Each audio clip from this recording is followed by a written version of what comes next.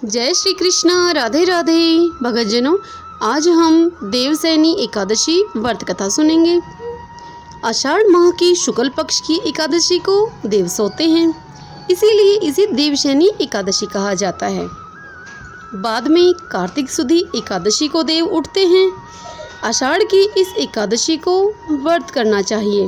भगवान श्री हरि विष्णु के लिए नया बिछौना बिछाकर भगवान को सजाकर उनका जागरण करके पूजन करना चाहिए।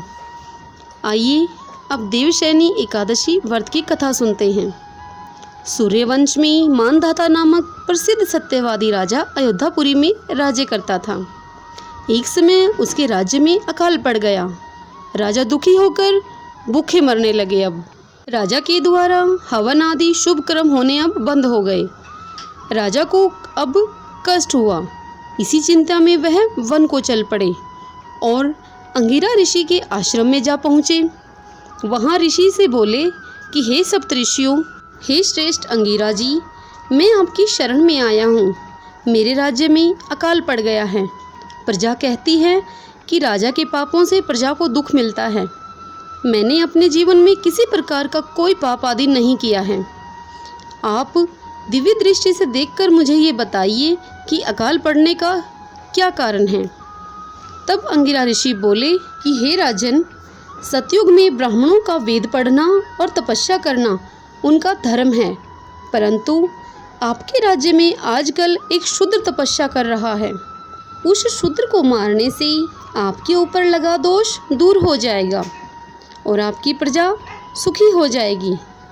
तब मानधाता राजा बोले कि मैं उस निरपराध तपस्या करने वाले शूद्र को नहीं मारूंगा।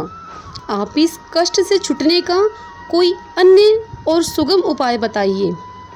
तब ऋषि बोले कि सुगम उपाय कहता हूँ, सुनिए। भोग तथा मोक्ष देने वाली देवसैनी एकादशी है। इसका विधि पूर्वक आप व्रत करिए। इसके प्रभाव से चातुर्मास तक वर्षा होती रहेगी। इस एकादशी का व्रत सिद्धियों को देने वाला तथा उपद्रवों को शांत करने वाला है। मुनि की शिक्षा से मानधाता ने प्रजा सहित पद्मा एकादशी का व्रत किया और इस प्रकार वह इस कष्ट से छूट गया। इसका महात्म पढ़ने या सुनने से अकाल मृत्यु के भय दूर हो जाते हैं।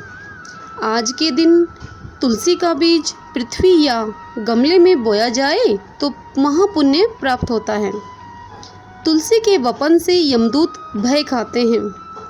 जिनका कंठ तुलसी माला से सुशोभित होता है उनका जीवन धन्य समझना चाहिए।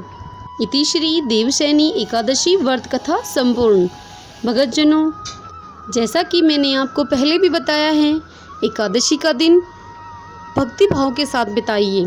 इस दिन भगवान विष्णु को अपने मन मंदिर में बिठाइए और उस दिन पूरे दिन भगवान विष्णु का ध्यान कीजिए, उनके मंत्र का जाप कीजिए, विष्णु चालीसा पढ़िए, विष्णु सहस्त्र नाम पढ़िए, एकादशी व्रत कथा को सुनिए।